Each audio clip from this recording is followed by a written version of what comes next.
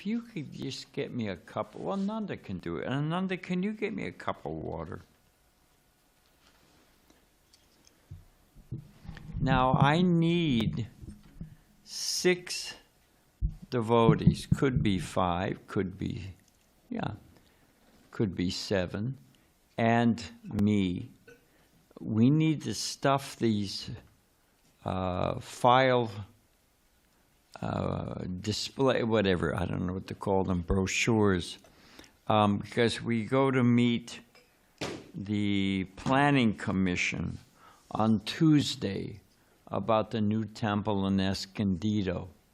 And those are information packets that I need to put together because we've got our own, we have our own Mr. Nair. We have a few neighbors. We have one key neighbor who hates us with a burning passion. The other guy who hated us with a burning passion is in the Air Force. And he told me, your Krishna's not coming, and I'm not leaving. He's in the Air Force, and I just found out that he was transferred by the Air Force to Fairbanks, Alaska. So do you think it's a good idea to challenge Krishna like that? I'm not leaving, and Krishna, you're not coming. Wham! So, thanks a lot, Prabhu.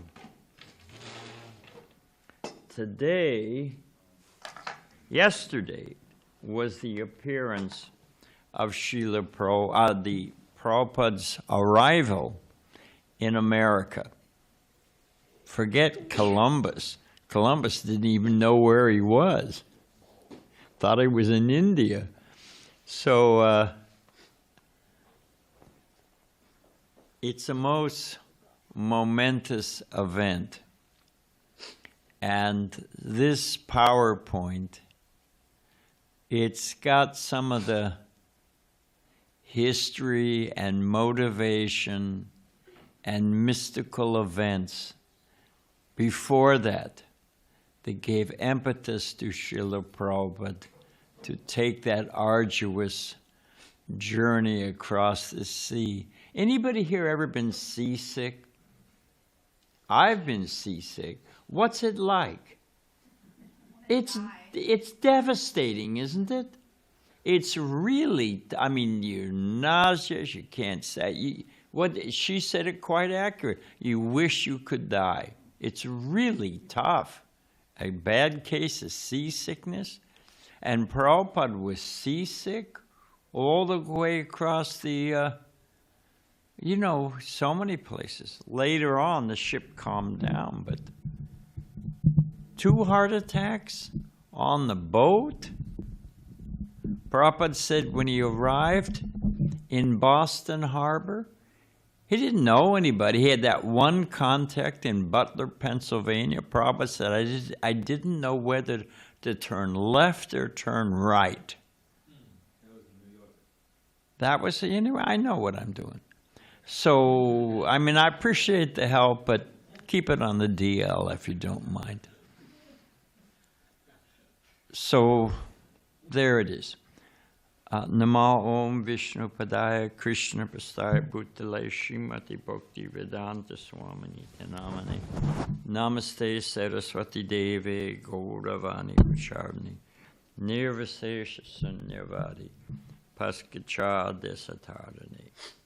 The way Prabhupada told it, and I heard it, was Boston Harbor. Yep, and we got a picture of it. But I didn't want to get into it with you. But I did, sorry. So here we go. That's Prabhupada printed a little brochure that introduced himself, and it says Srimad Bhagavatam, India's gift of peace and message of peace and goodwill. Prabhupada's picture. The devotee said, Prabhupada, you look so serious. He said, what? That was a moment of ecstasy. But it's a very heavy picture of Prabhupada. Okay, next. So we'll talk about this impossible mission. And the power, against all odds, the Srila Vishwanath Chakravarti Thakur talks about the power of a Vaishnava's tears. So and they're not crying for themselves or that they, but they're tears of compassion for the suffering conditioned souls move mountains. And Prabhupada's life and him coming to the West is confirmation of this. So we're going to talk about that a bit. Next. So go back to this picture of Prabhupada. You'll notice that there's a blood vessel on Prabhupada's temple. And Prabhupada, when he was feeling something different, very deep, that blood vessel would stand out. Also, when he was about to let you have it, because, he was about to, lose his temper. But that's really not the right way to say it. When Prabhupada was upset, that's not even the right word, was concerned about a serious issue, that blood vessel would stand out. So you see Prabhupada, how deeply he's thinking. Of course, we don't know exactly what he's thinking, but the compassion for the suffering conditioned soul. But you can certainly sense that Prabhupada is focused and thinking about something very, very deep while he chants japa. So next. So what is the consciousness behind so feelingly calling out for Krishna? I love this picture too. I mean, just such a compassionate, deep person. Next. So that mood is the mood of the Panchatattva. Prabhupada says, and in the CC, Chaitanya Charitamrita, that compassion is the essence of the Sankirtan mission. That wishing well for other, that deep concern. Prabhupada says that a gentleman, if you see a blind person about to step off the curb into the traffic, you don't say, oh, well, I don't know him. We haven't been introduced. It's none of my business. It's a natural human instinct to reach out. I think they have a law called the Good Samaritan law. If they used to, who knows nowadays. But if you're the first person to see an accident, especially if you're a care provider, first responder, you have to stop. If you don't stop and assist, you can actually be legally liable. It's called the Good Samaritan law. So compassion, Vaishnava compassion, is the essence of the Sankirtan mission. How to save these people who are going headlong into the darkness of Kali Yuga. Next.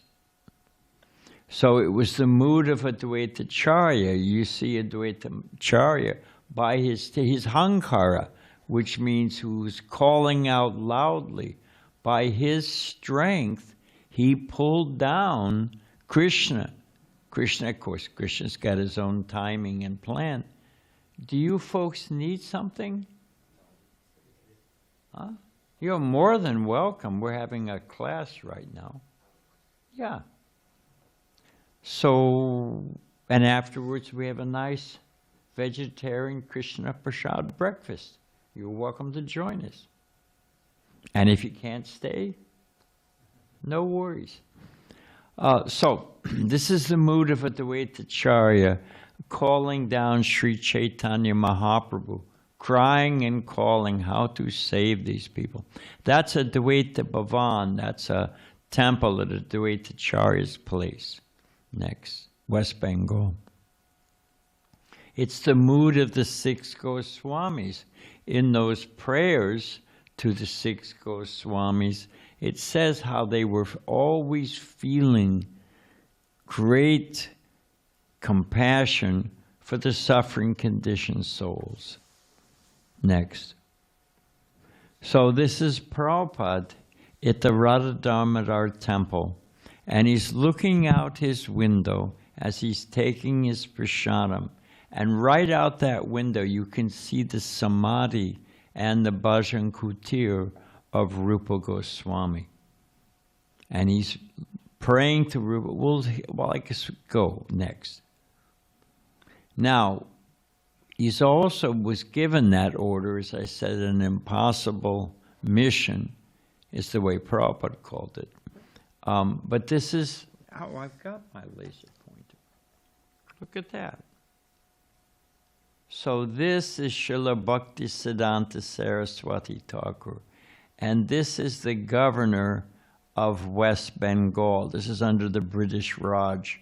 And you see here's his Indian clerks and assistants all dressed up in Western attire. And everything made in the West, everything from India was second class. Everything from the West was the standard for everything. So I was in India. And do we have a clock? Okay, good. And I wanted to buy a loda. Loda is a metal, nice shape. It's good for drinking, putting hot milk in. It's good for bathing. So many. If you're in India, a loda is a very handy tool. One could say essential. And I remember this is 1973, imagine. So I asked the shopkeeper, I said, do you have any lodas? You want stainless steel, you put, and he came up with a day-glow plastic loda and a metal one. And I was thinking, why would I want plastic? You put hot milk in it, it tastes like, whatever. You put herbal tea in there and you drink, what way? It cracks, it breaks. Who wants a plastic loda? Give me a stainless, and the plastic loda costs more. I thought, why would I pay more for an inferior product? I asked the guy. He said with such a reverential tone, he said, but it's plastic, like America. So everyone is following. This is in 1930s. The British Raj is at its apex in India. And Srila Bhakti Siddhanta Saraswati Thakur is saying, Western civilization must be crushed. He was definitely swimming against the tide. Next. And this is, here he is speaking. This is the governor of West Bengal, British governor, obviously. This is Srila Bhakti Siddhanta Saraswati Thakur. I don't know who this fellow is, probably his assistant. But he's speaking on All India Radio. There are conversations going all over India on the Indian branch of the BBC. And Gandhi, when he came to London, it's called the Round Table Talks, talking about Indian, what do they get, what's the future of India with the British government. So they took him to the Westminster Abbey.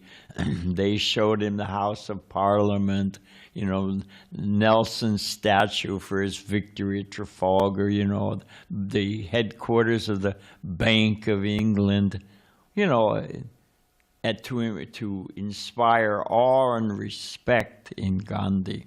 So he would be submissive during those talks about independence. So they asked him, after giving him this tour of the grand sights of London. London was the capital of the world at that time. So they asked Gandhi, what do you think of Western civilization? And Gandhi's answer was, oh, I think it would be a good idea. In other words, may you someday become civilized. Eating meat, intoxication, so many, war after war. Anyway, next. So, just for fun, these are the first deities installed by Srila Bhaktisiddhanta Saraswati Thakur. Their name is Gandharvika Giridhari, or Krishna, the lifter of Govardhan Hill. We have our own Giridhari. And Gandharvika, the heavenly singer, Srimati Radharani, best of singers. So this was his Guru Maharaj's mood. And Prabhupada picked up that mood. It's the mood of Advaitacharya. It's the mood of the six Goswamis. It's the mood of Sri Chaitanya Mahaprabhu. How can I help these people? Next. And Prabhupada said, I heard him say it, that Srila Bhaktisiddhanta Saraswati, Prabhupada had a recurring dream. It's also described in the Leelamrita. And that dream was, because Prabhupada was a householder, he had children, he had his business going on, And Srila Bhaktisiddhanta Saraswati Thakur used to come to him in a dream. And in the dream, Prabhupada would be sleeping, and Bhaktisiddhanta Saraswati Thakur, his spiritual master, would shake him and wake him up. And then he would beckon to Prabhupada. He would walk to the door of Prabhupada's bedroom and beckon him, follow me, follow me. And Prabhupada in the dream would follow him. Then they would walk to the front door, from the interior to the front door of Prabhupada's house. And he would walk outside and say, follow me, follow me. Then there was a courtyard in front of Prabhupada's house. Bhaktisiddhanta Saraswati Thakur, you know how dreams can kind of, be multidimensional. So he would walk to the gate of Prabhupada, this patio or whatever you call it, courtyard in front of Prabhupada's house. And then there was the ocean. And he would walk through the gate and start to walk across the ocean, his spiritual master, and beckon him, follow me, follow me. So it was clear, come to the West, come to America, I want you to do it. Prabhupada said, in this way he gave me no peace. Prabhupada had this dream several times. And here is Prabhupada at Radhakund, the holiest of holiest places. Prabhupada has his young son. This is Prabhupada. Look like Omar Sharif. Of course, you don't know him, but he was a famous movie star. This is Prabhupada's son. This is, of course, Srila Bhaktisiddhanta Saraswati Thakur. And they're at Radhakund, and he told him, if you ever get money, print books. And Prabhupada did that so nobly. Next. So the Prabhupada had a ras, or a relationship, with a young boy. The Goswami's temples, Prabhupada says they're like forts. And the major Goswami temples in Vrindavan. And there's the Goswami lineage. Several families would be there, 5, 6, 10. And they all responsible for maintaining the temple and taking care of the deities. So this one, his name was Gopal Chand. He was a young boy at the time. Prabhupada caught him stealing out of the deity hundi. And Prabhupada was a transcendental Sherlock Holmes. He didn't miss a trick.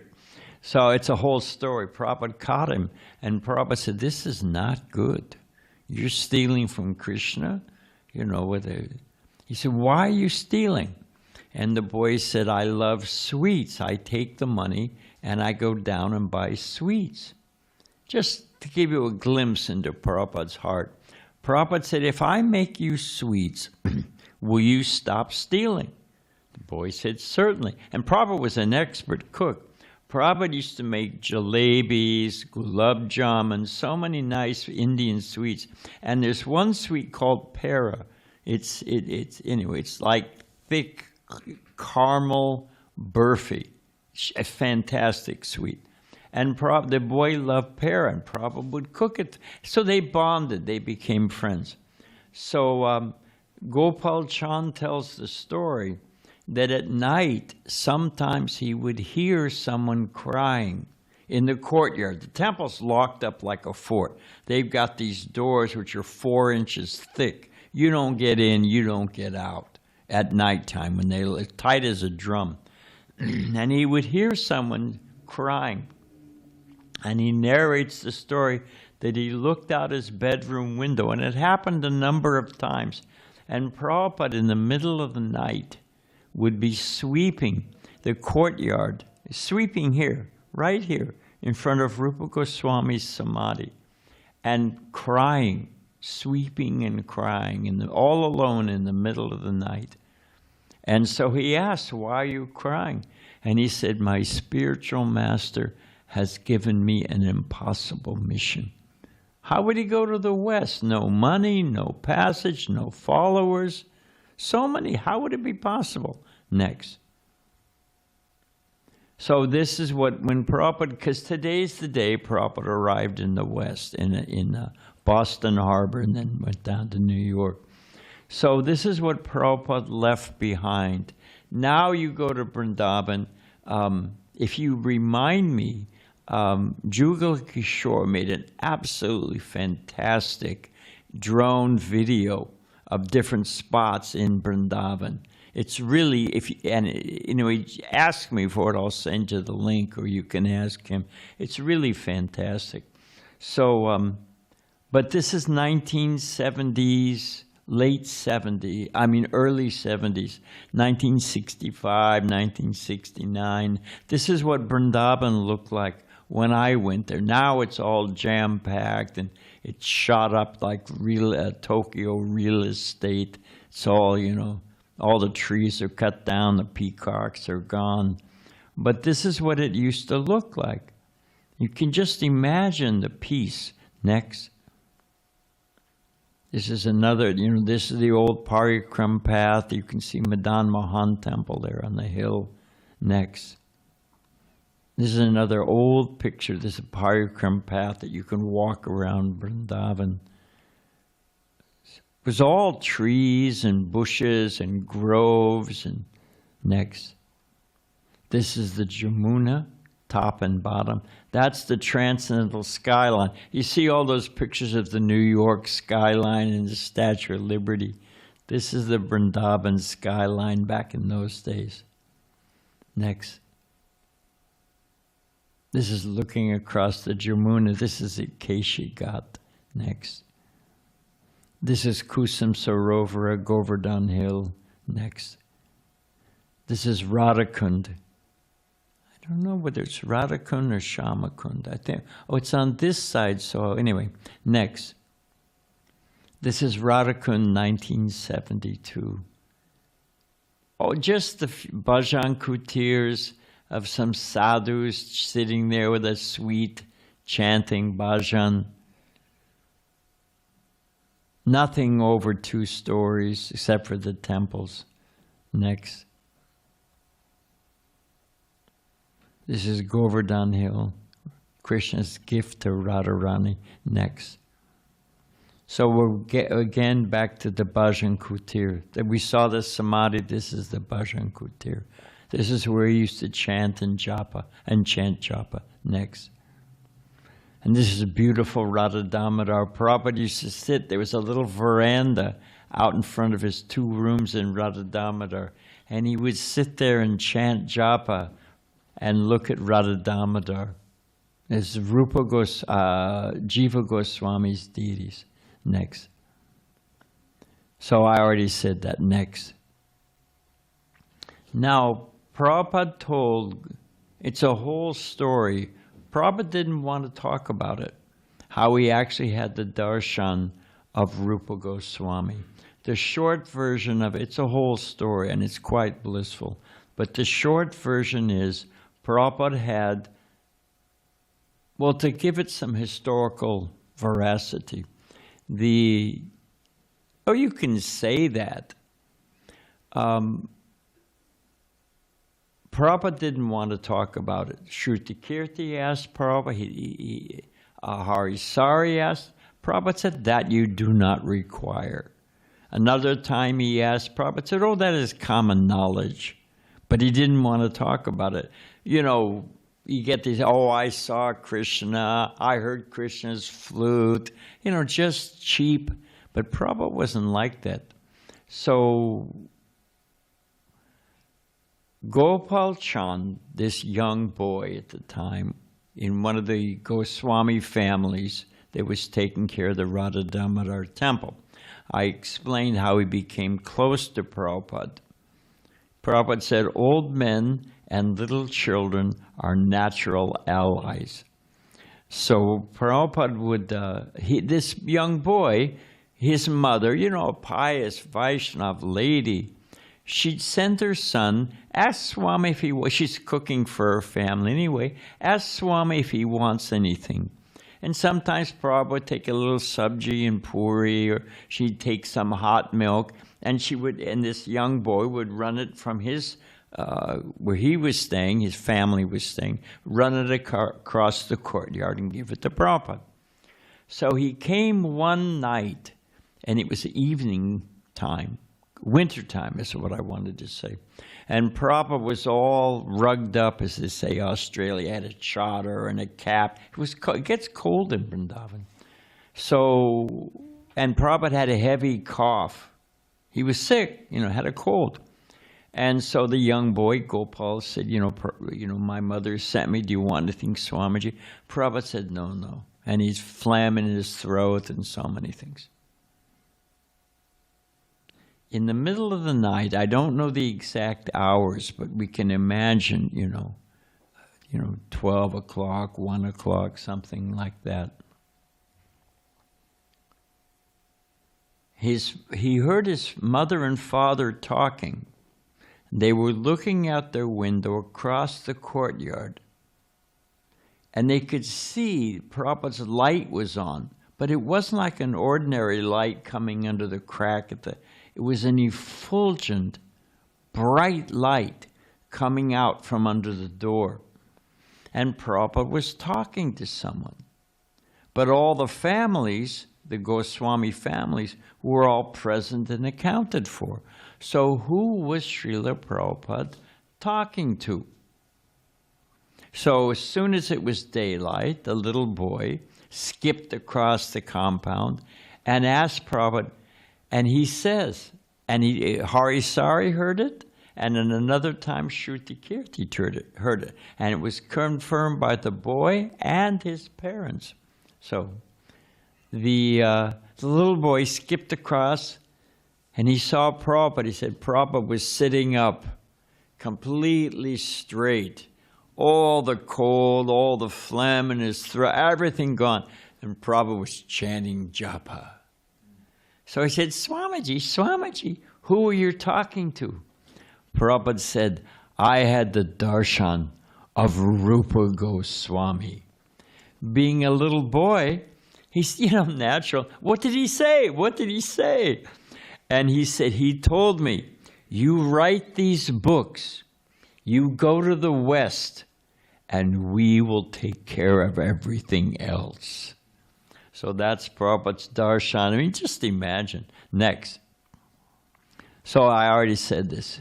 I wanted just to drum it home that, Prabhupada was pushed, transcendentally pushed, because they knew he had the compassion to do it, to do the job. Next. So this is what they pray. Prabhupada did come alone. And I heard Prabhupada say this in LA when I was a bhakta in 1970. Maybe it was a 69 lecture, I can't remember. But Prabhupada said, I've packed everything you need to know. I didn't know, it says here, I didn't know that if I would be able to finish the rest of the Bhagavatam. So I put everything you need to know in the first canto, those 3 volumes. It used to be printed as 3 volumes of the Bhagavatam. It doesn't mean that we don't study the other. Krishna's full, fuller, and fullest. Wrap your mind around that. So we want to study all the Bhagavatam in great depth. We should know, like a lawyer knows the law books. But everything's in the first canto. So that's what Prabhupada wanted to finish these books next. And it says right in the intro that the Bhagavatam is meant to bring about a revolution in the impious life of misdirected civilization. I remember getting one of these Bhagavatams, and in the dust jacket, I've read so many books full of, this and this theory and that thing, so much speculation. In the cover, here's the material world here and all the different universes, and here's the spiritual world. Please note, here's Radha and Krishna, and here's Chaitanya Mahaprabhu in a Sankirtan. Devotee asked Prabhupada in Los Angeles, I don't know whether to choose to go to the planet where Krishna is or where Radharani is. Where Krishna is. So do I want to go Loka Vrindavan Leela, or do I want Chaitanya Mahaprabhu Leela? That's a tough choice. Prabhupada said, don't worry, you could go back and forth between the two. You can be in Krishna Leela, and then you can be in Chaitanya Mahaprabhu's Leela. And I heard Prabhupada say it personally. He said it can be daytime and nighttime simultaneously. Daytime, Krishna can be enjoying the Ras Leela. He can be with the cowherd boys on Govardhan Hill simultaneously. Wrap your mind around that. Because what do we know about anything? We're stuck in this little dark box. You got to hang a light in it, sun and the moon. Otherwise, it's just like a dark closet in a remote corner of existence. So, Prabhupada arrived with the Bhagavatam, meant to bring a revolution in the impious life of a misdirected civilization. Great sentence. Next. So here's Prabhupada at Chippiwada Temple in Old Delhi. That's where Prabhupada did much of the translation work. That's where he was getting the Bhagavatam printed. So this is Prabhupada in Chippiwada. Next. This is a picture. This is outside Prabhupada's room, where Prabhupada stayed. In fact, it was locked when I went there, and Prabhupada's, you could look through the window, and there was the Prabhupada's typewriter. The typewriter he wrote the Bhagavatam on. I told the temple president, but I guess they never went back and got it, or it was locked or whatever. It has a happy ending, though. And this is the grate. You see, this is the grating to bring fresh air. It was an interior courtyard, and it went down several stories. And Prabhupada would hear the householders below fighting, husband and wife, arguing, kids, this and that. And that's where Prabhupada, it was all three rooms. It was a long rectangle. Next. This is Prabhupada's passage. This is his visa. It's confirmation of his Jaladuta ticket. And he listed Chippiwada as his home address. In his passport, he listed as his father, Srila Bhaktisiddhanta Saraswati Thakur. Next. So this is the Chippiwada temple. It's now in ISKCON's hands. Gopal Krishna Maharaj Ki Jai. And he's completely renovated. They use it for conferences and retreats. It's right, anyway, you'll see. Next. And these are the deities, Shri Radha Vallabha. Next. This is Chippiwada. This is it's Old Delhi, the old city of Delhi. The lanes are so narrow because it was just for horse-drawn carts and horses. You can't get a car in there. And this is where Prabhupada, in a rickshaw used to bring the paper because he would get the best deal on the paper so he could save money. And then he would bring it. This is the hand press. Maybe it was electrical, I don't know by this time.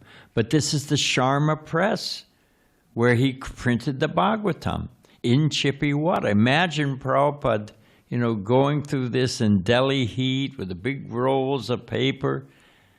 It's unbelievable. Next, for us. And he did it for us. So Prabhupada, before he left, He visited Advaitacharya's place in Shantipur, and again he was crying, the power of a Vaishnava's tears. And the Pujari, Prabhupada used to go there, he wasn't living in Bengal, Calcutta. He'd go to Mayapur, and, on weekend pilgrimage or something. And so many years had gone by.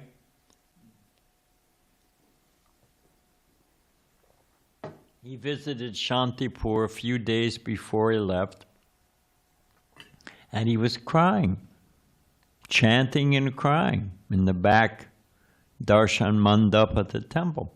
So the Pujari came out and said, "Why are you crying, and who are you?" And Prabhupada said, "I'm the unworthy disciple of Srila Bhaktisiddhanta Saraswati Thakur, and he has given me an impossible mission."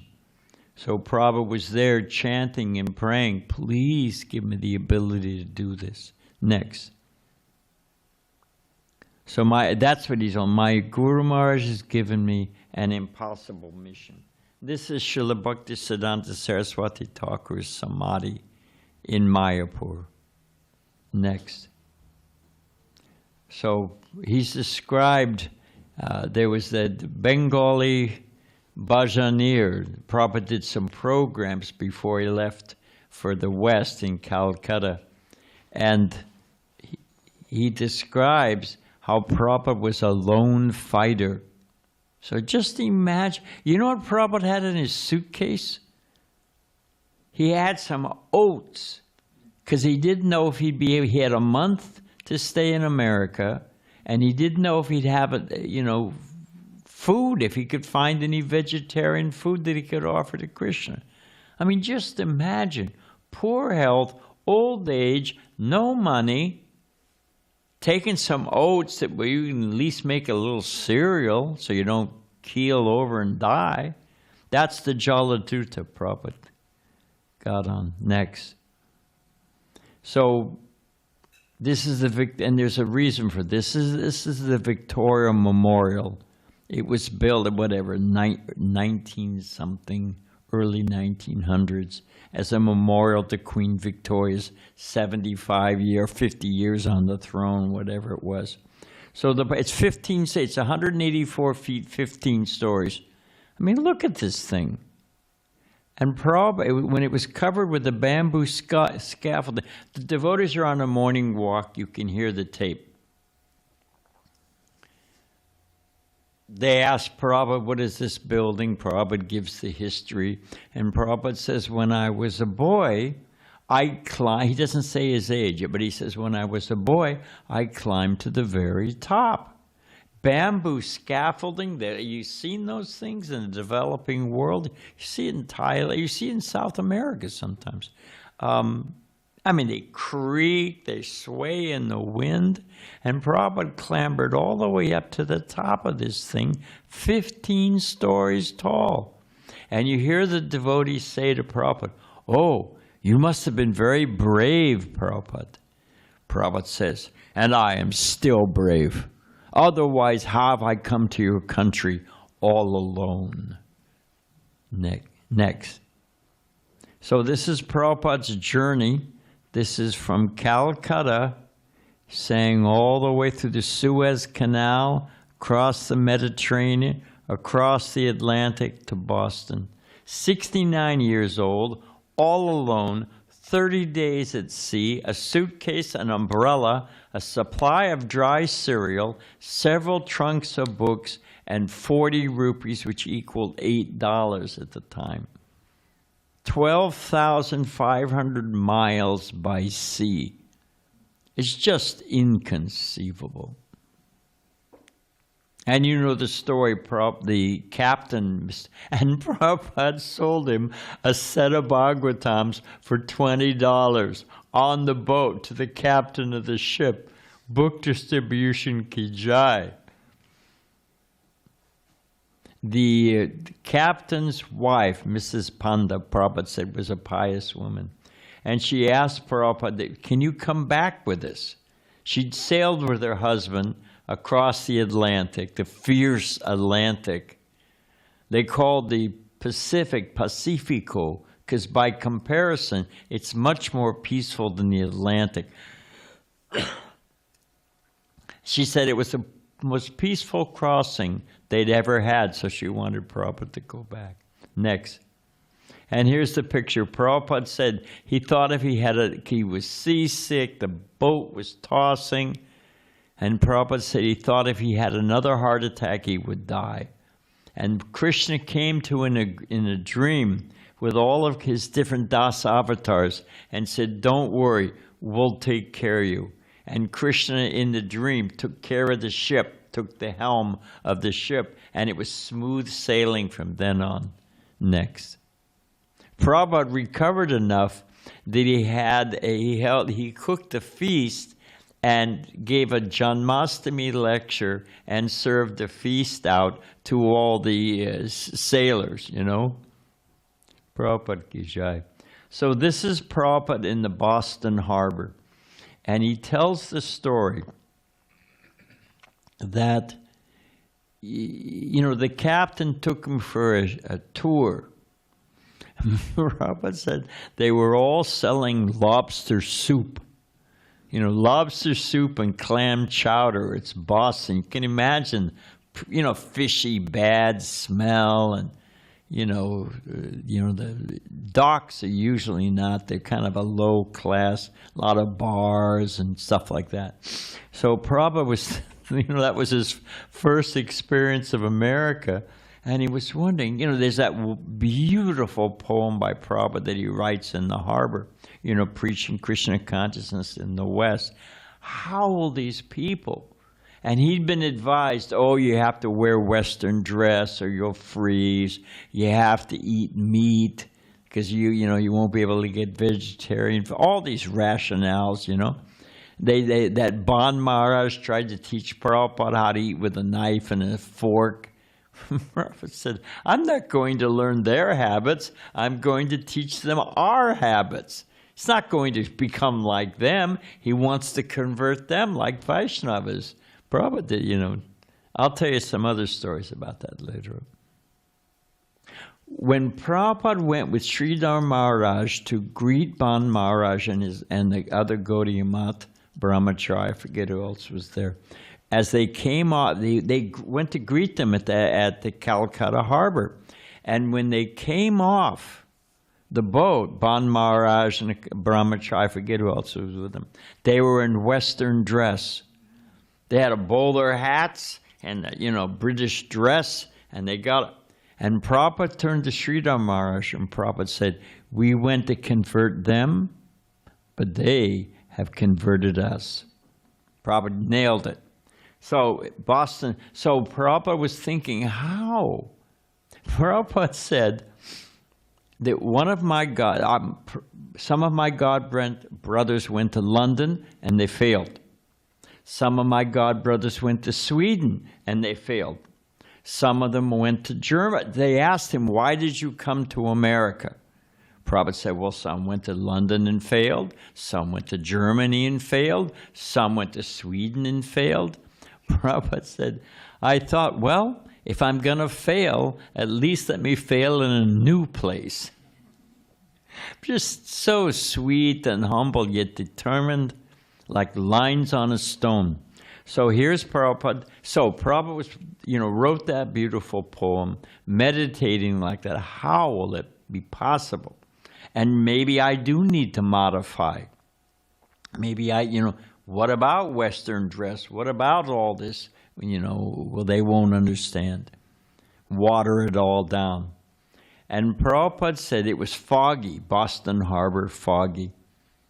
And for a moment, the fog cleared as he was thinking, like, what should I do? Do I water it down? Do I give it to them as it is? Which he wanted to do. And the fog parted, and there was a big warehouse, and it had a sign on it, said, unalloyed steel. And Prabhupada took it as a sign from Krishna. Don't water it down, don't, give it to him as it is. Next. So this is the customs house, immigration. This is the building that Prabhupada walked through and got his stamped visa into America. And Prabhupada writes in that poem, I'm very unfortunate, unqualified, and most fallen. Therefore I'm seeking your benediction, so that I can convince them, for I am powerless to do so on my own. He says, make me your puppet, make me dance, make me dance. Next. So this is Butler, Pennsylvania in 1965. I managed to find this picture. I couldn't get a picture, but this is the main street of Butler, Pennsylvania when Prabhupada arrived. And this is the best I could get of a picture. She was blonde. This is Sally Agarwal. And Prabhupada said, because he was staying at the YMCA and there was no showering facilities and laundry facilities. Prabhupada would wash in the bathtub, wash his clothes by hand, and then hang them up on the clothesline in the backyard. And he would arrive sometimes, and Sally Agarwal would be pulling roast beef out of the oven. So here we've got an American housewife, blonde hair, about the same age as Sally, pulling out the roast beef. And she would then flap her apron to try to air out the kitchen. Prabhupada said, sorry, Swami, you know. Radhanath Maharaj says that when they went to interview her, because, you know, New Vrindavan's close, relatively close to Butler, Pennsylvania. So when they went to interview Sally, she was talking about Prabhupada, and she said he was, you know, so many things. Prabhupada treated her like a daughter, like his own. And when she began talking about Prabhupada, she said, ultimately culminating with, he was a wonderful man. He was a most wonderful man. And she started to cry. Next. So Butler, Pennsylvania, I mean, it was home of the Jeep. World War II, the Jeep. That's what Butler, Pennsylvania is famous for. And this is, you know, whatever, it's giving its history. And you were white, Protestant, Christian in America. They ran the show. If you weren't white, male, Protestant, Christian, you were a second-class citizen. I lived in that era. I know what it was like. So, and here's Prabhupada sailing in, you know, beautiful Bengali, golden skin, English as a second language, sailing into this solid wall. If you were Catholic, they were a little suspicious. It was a big deal when John Kennedy, a Catholic, got elected as president. Is he taking orders from the Pope? You know, it was a big deal. And here, Prabhupada just sailed right into it. Unalloyed steel. Next. So this is where Prabhupada, this is the route to Dr. Mishra's apartment. Prabhupada would go there and cook his prasadam. And look, I don't know what Prabhupada's got. He's got, I don't know where he got this coat. He's got some thick coat and a Swami cap and a scarf. Prabhupada did not like cold weather. I mean, he went to Moscow in the winter to preach.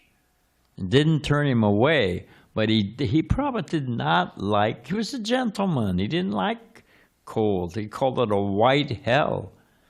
So imagine, 1965 was the coldest winter on record in New York City. And imagine Prabhupada bundled up like this, slogging through this snow to Dr. Mishra's. Why? For us. So he could give us Krishna consciousness. Talk about sacrifice. Next. This is New York City, early days. Abhay Charan, fearless at the lotus feet. This is where the temple was, and then they moved.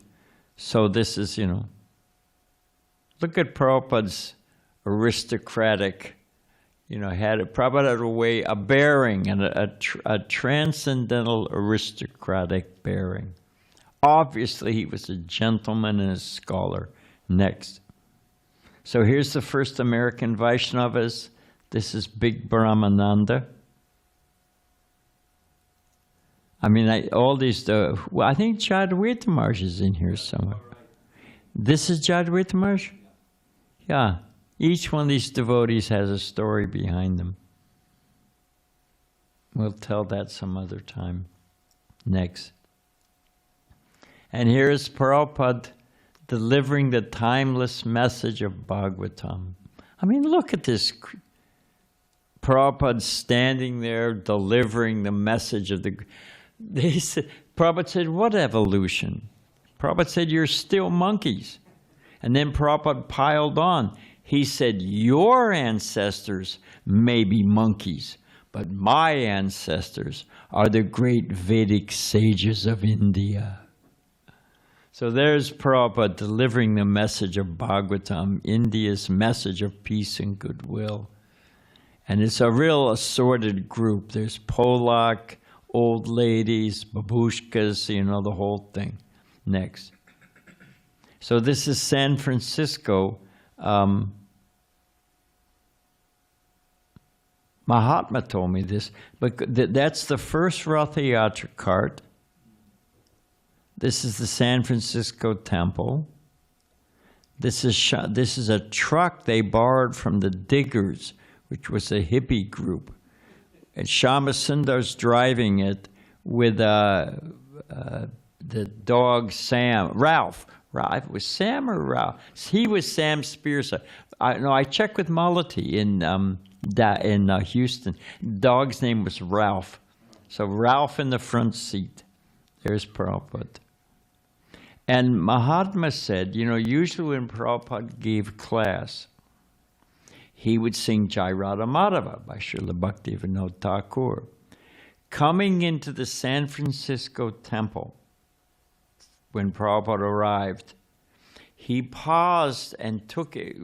It was a little temple, like a freight cart, you know, and he was stopped, and he took in this scene all these hippies, Mukunda Maharaj in a Merlin the magician suit, I swear to you, with navy blue, midnight blue velvet, with stars and moons on it, and a sorcerer's cap. Can you imagine? And this is what Krishna gave him to work with. So he paused, but he chanted the Guru Vastakam prayers. And later on, Prabhupada said he was thinking about the mercy of the Goswamis and his spiritual master, how they were delivering these people. So next. This is Prabhupada at Hippie Hill. They took Lord Jagannath out. No clothes. When I came to the temple, Laguna Beach, 1969, they had Balaram on the altar. No Subhadra, no Jagannath, and he had no clothes on. I was thinking, whoa, Easter Isle? What's going on here? I had no idea. Next. So just imagine you saw Prabhupada's the circle. Now this is closing the circle. After going to the West, after starting the Krishna consciousness movement, after having young disciples, the movement was taken off like wildfire. And Prabhupada came back, I think it was 72? What was that first year Prabhupada went back? 70. Okay, thank you, because I was thinking it was earlier. Okay, 1970. Here is Prabhupada. You remember him sweeping and crying, my impossible mission. Here is Prabhupada sitting in the Radha Damodar temple in front of Rupa Goswami's samadhi with his young Western disciples. He did it. He actually did it. He went to the West. He started the Krishna consciousness movement. He opened temples. Imagine how Prabhupada must have been feeling. That here they are. Here's the fruit of the effort. And they've come back to Vrindavan, and he's teaching nectar of devotion. It's just mystical. And though, if you have not listened to those Nectar of Devotion lectures by Prabhupada. I try to listen to them, every couple of years I'll listen to them. It's just fantastic. So there's Prabhupada closing the loop, showing to Rupa Goswami, by your mercy, because remember Rupa Goswami said, you write the books, you go to the West, we'll take care of everything else. And it worked. Next. So I've told the story many times before. Prabhupada saw this sign, Sherwin-Williams, this SWP, Sherwin-Williams paint, and they're pouring out of the paint can. They say, "We cover the world." That's their slogan. Prabhupada saw it and said, this is Mahaprabhu's movement. Every town and village. And I love this picture, because you can see Gaur Nitai, Advaita Chai, Srivas Thakur. But you can, if you look closely, it winds all the way back. And there it is, next. So we're almost done. Prabhupada, as we said, you know who the first greeter of American governmental officialdom for Srila Prabhupada? Prabhupada's chanting. I don't know, he used to chant in Tompkins Square Park and also Washington Square Park, so I don't know which one it was. Prabhupada's chanting. Who was he greeted by? One of New York's finest. Big New York cop. "Hey, buddy, get off the grass." Prabhupada would sit in a little, somebody donated a little polyester carpet. Prabhupada would sit on the, hot sidewalk and chant. And then they told him, "Hey, Swami, you're blocking traffic," Just imagine. And from that to sailing down, this is Prabhupada sitting on the Vyasa-san in San Diego, by the way. That's a whole other story. But this is Prabhupada sailing down Fifth Avenue. Prabhupada used to ride around New York looking for libraries, taking the bus, looking for bookstores where he could put his... And Prabhupada knew New York like the back of his hand. The devotees were driving Prabhupada to see I forget exactly what it was. And when the devotee driving the bus took a wrong turn, Prabhupada told him, no, take a right.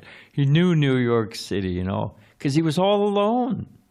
He used to go down to the Cindy shipping, he would talk to Mr. Foster, the clerk there. Mr. Foster tells the story. Prabhupada would check every now and then, when is a ship going back to, when is a Cindy ship going back? And after a couple times, Mr. Foster told him, he said to Prabhupada, "I don't think you're going back." And Prabhupada said, "No, but it gives me some mental satisfaction knowing I could go." It was tough. It's a tough place. Cat food in the refrigerator. We had to keep his vegetables. So here is Prabhupada. And Prabhupada said that New York City, certainly at the time in the early 70s, mid-70s, was the most important street, Fifth Avenue. It's where they took John Glenn after, a space shot. It's where they took Eisenhower, went down, it's the avenues, it's called Avenues, America's Avenue of Heroes. America's Avenue of Heroes. MacArthur, when he came back from, winning World War II in the Pacific, they take a ticker tape parade down Fifth Avenue. Here is Prabhupada all alone. Nothing.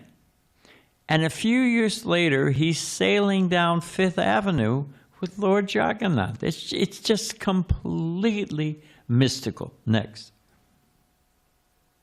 So just for fun, this is LA Ratha Yatra and countless cities around the world. They have 12 Ratha Yatras in Russia. Nice sized Ratha Yatras. They have 3 in Burma, which is a Buddhist country.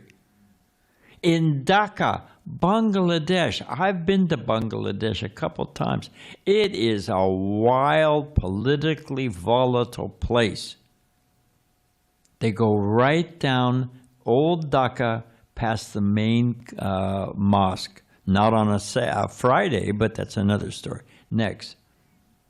So considering all that Prabhupada did for us, it's that wonder, the power of a Vaishnava's tears, that burning compassion for the conditioned souls, all that Prabhupada went through as an old man all by himself, he did it for us and future generations. So and this is Prabhupada sitting on the San Diego Vyasasan out in the park.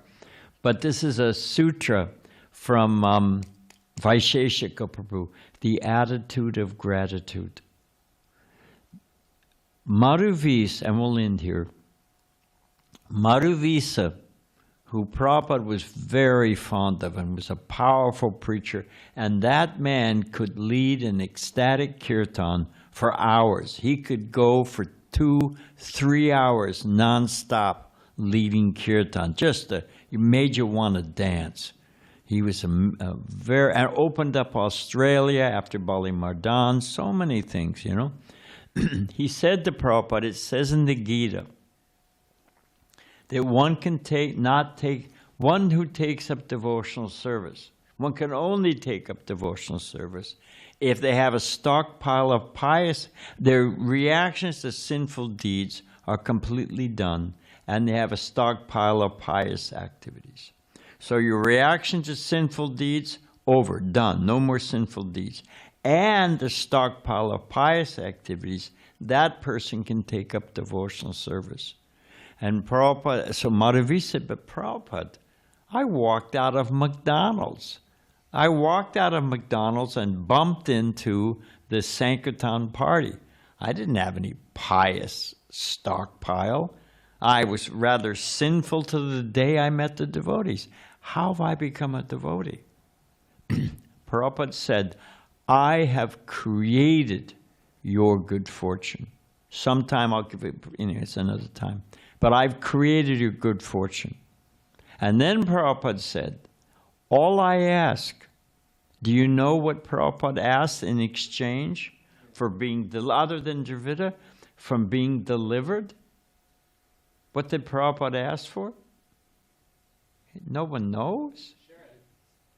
What's all I ask? I have created your good fortune. All I ask is you go and create good fortune for others. So just, if you walk home with a theme on this, Prabhupada coming to America, that attitude of gratitude. As we've received, we should deliver. So we can end there. Thank you very much. All glories to Prabhupada. Someone can get the light. Now, who can help us?